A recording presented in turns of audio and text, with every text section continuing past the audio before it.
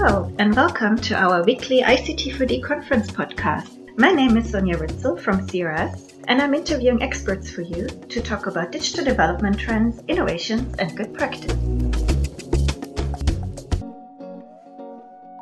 Today, it's my pleasure to speak with Sreeni Narayanan from the Philippines. Thank you so much for joining us. It's a pleasure to have you here. Thank you for having me, Sonia. It's been certainly a long time.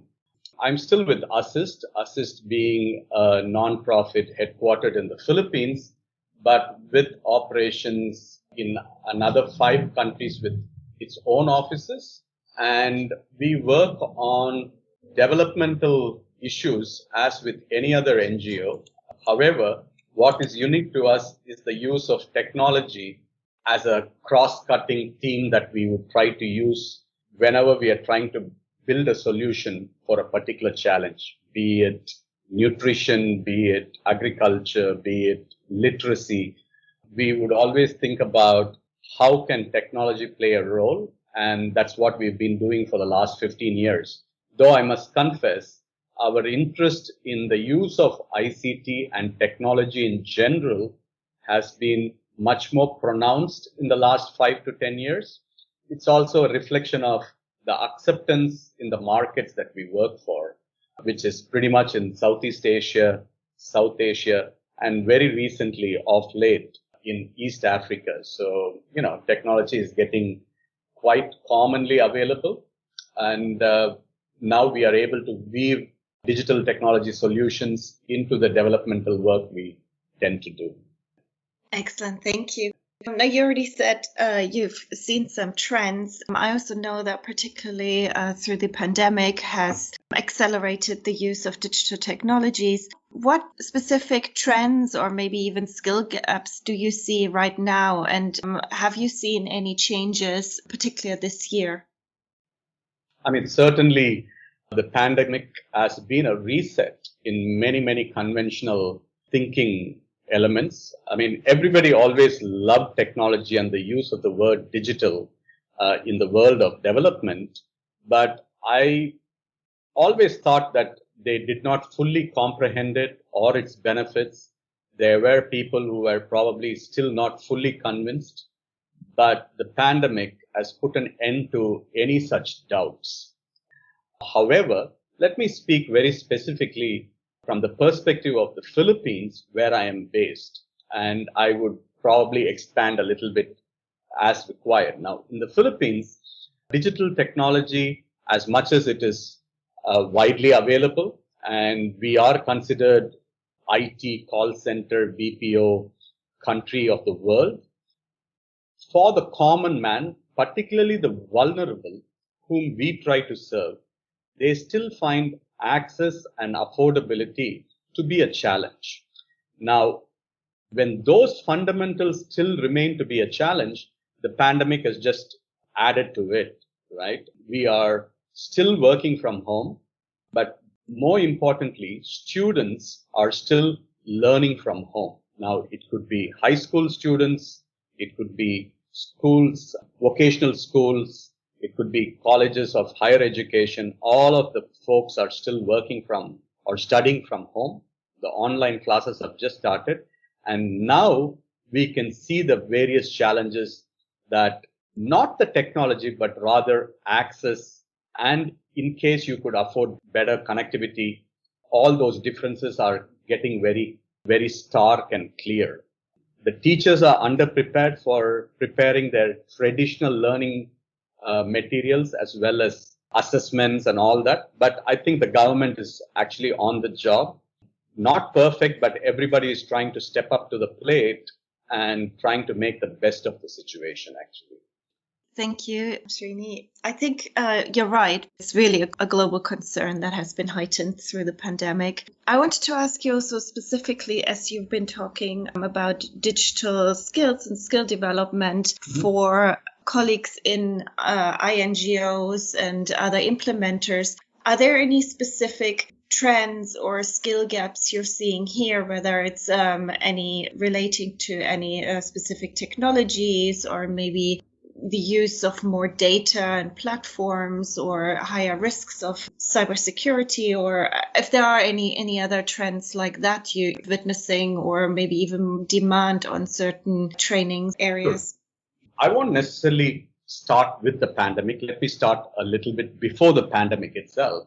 I think the need for digital literacy was highly recognized. Now, what constitutes digital literacy or digitally enabled literacy was always a question mark.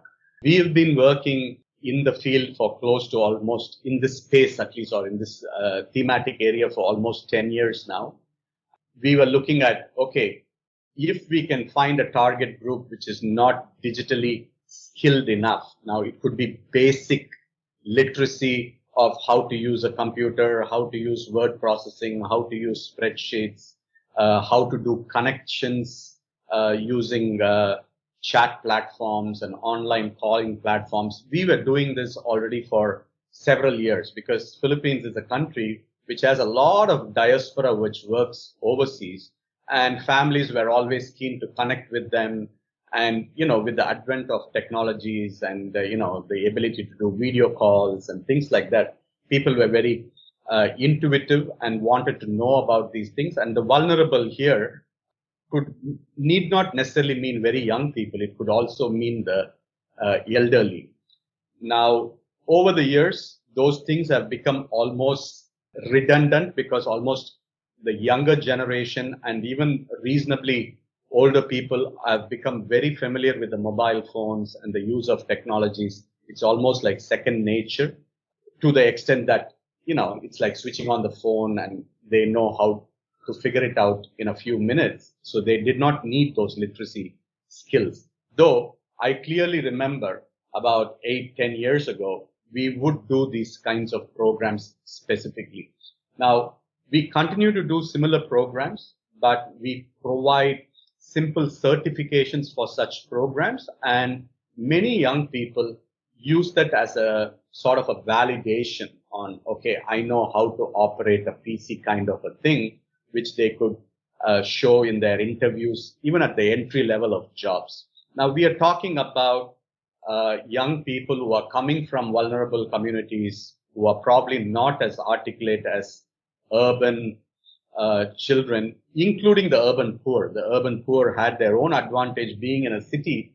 They were influenced by the city lights and they were probably a little bit more tech savvy in some ways.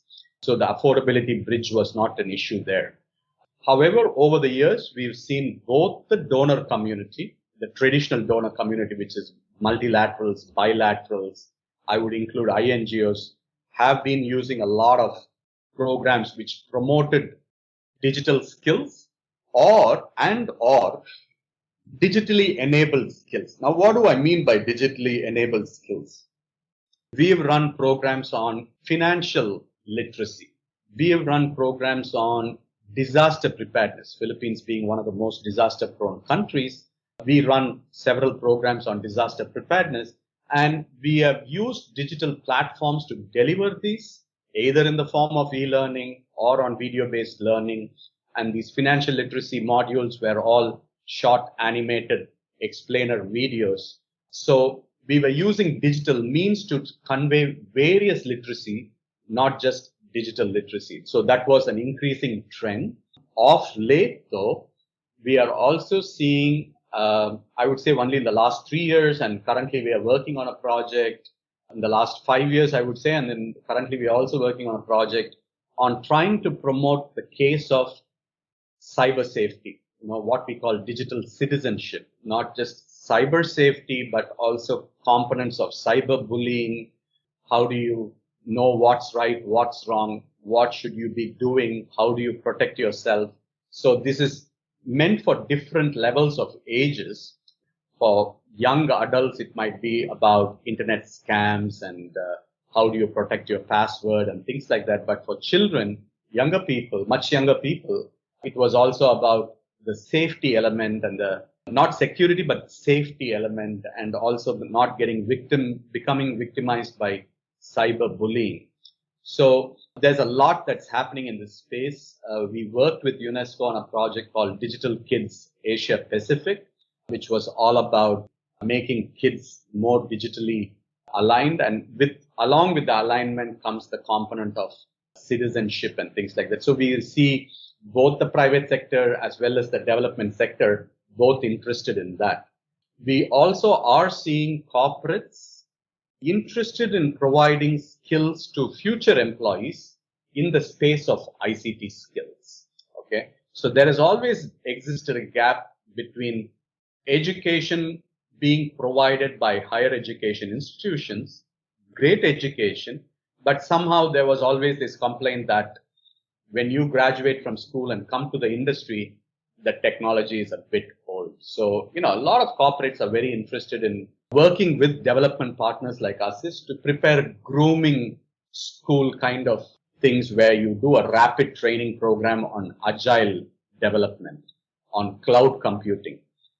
The kids may have studied in university to a basic level, but here we get corporate partners to come and share their knowledge, share their expertise, and share the learning, and we would facilitate that. Now we are doing that both face to face, and now during the pandemic, we have started going for video-based learning, self-paced, but we are also looking at webinars and things like that to get these things to the young people actually. So few things happening. So in summary, I would say digital skills are still very, very valid, except what we used to train them on 10 years ago is changed now, and it's more on digitally enabled skills. Safety, security is becoming an interesting and important component, and rightly so. Once upon a time, our funders in the private sector used to be tech companies. While they continue to be tech companies, I can clearly see non-tech companies, but who still would benefit from digital technology, also wanting to support any program which is to build digital skills or providing skills through digital means. Thank you so much. Yeah, that was actually my next question, to talk a little bit about the role of the other actors. And you already mentioned the private sector, the donors. And could you also explain a little bit more about working with governments and how those actors can support digital literacy initiatives? Absolutely, absolutely. The government is a key stakeholder in all of this.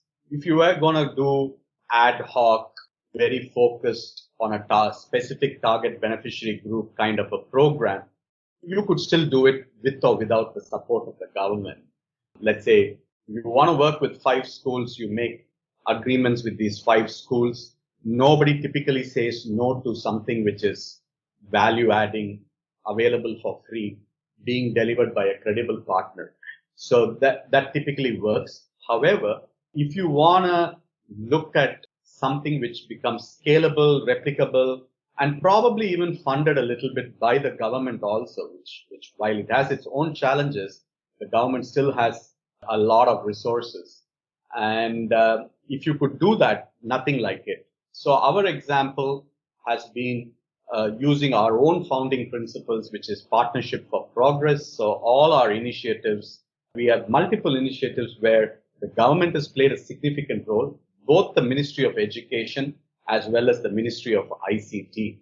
And I can also speak about other government agencies which are slowly adapting learning platforms for their, let's say, for their ministry, for example. So it's not meant for their internal stakeholders. For example, the Ministry of Health has an academy which is meant for medical professionals out there.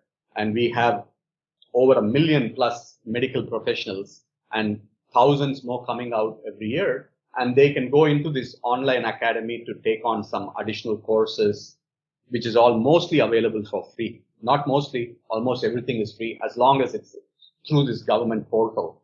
So government's role is extremely critical. The Philippine government in this case has a free Wi-Fi program, has mandated the need for ICT in education.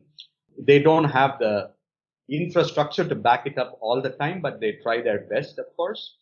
And they try to do a very good job of it. For example, very recently, a couple of years ago, they've also mandated disaster management to be included in the core curriculum of school kids. So a lot of things are being done. Now the government, obviously because of this pandemic, has come up with guidelines for teacher education, particularly to make them effective online educators. Okay. So this was not existing 6 months ago. So you can see that the pandemic is also making the government to think in these terms, and not only think, but we never give credit for government for being fast on something, fast or very, very dynamic. But in these cases, schools have schedules and, you have terms, and they had to get these things passed, and they did it very well.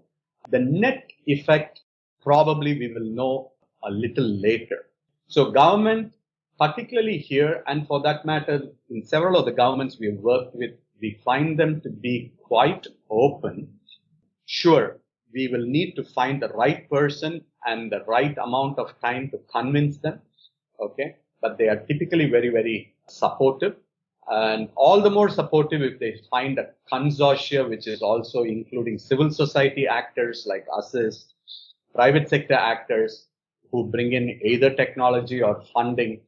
And then the government is certainly a very, very willing partner in most of these cases, actually. But one of the challenges that I notice in all these initiatives is the redundancy of some of the initiatives. I suppose you can't help it. So, probably a frequent mapping of these ICT for D kind of initiatives in a particular country, probably even initiated by the government, could always help in creating benchmarks, maybe fostering partnerships of two groups which are working with limited resources. Why don't they pool these resources to achieve the common goal? So these are all things that are possible. But right now, I think the pandemic has given a new set of challenges, so everybody is dealing with it. This is not the time to go and convince them about newer ideas, even though in some ways, this is also probably the best time to promote a new technology, etc. I'll stop there. Thank you. Yeah, that's a very positive outlook. I like it. And I also like your very holistic approach to digital and ICT for D. I'm through with my questions. Is there anything else you'd like to add? There still exists a divide digitally and beyond digital as well. I'm hoping the pandemic will not create a further divide. In fact, the pandemic should be a reason why we all should come together. It is clear that the pandemic has made collaboration remotely, which was somebody from a whole old school like me, who always needed a whiteboard and a bunch of people around me to discuss planning and ideation. I'm now getting very comfortable with doing everything remotely. So I feel that the pandemic shaped how we do things, and I'm hoping that it will also reshape how we do things good. Thank you. Have a good rest of your day. Okay, bye-bye. Bye-bye. Thank you.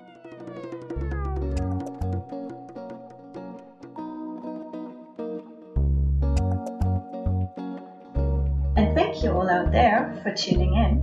More information about our upcoming podcasts and webinars can be found on our website, ict4dconference.org. Hope you will join us again next week.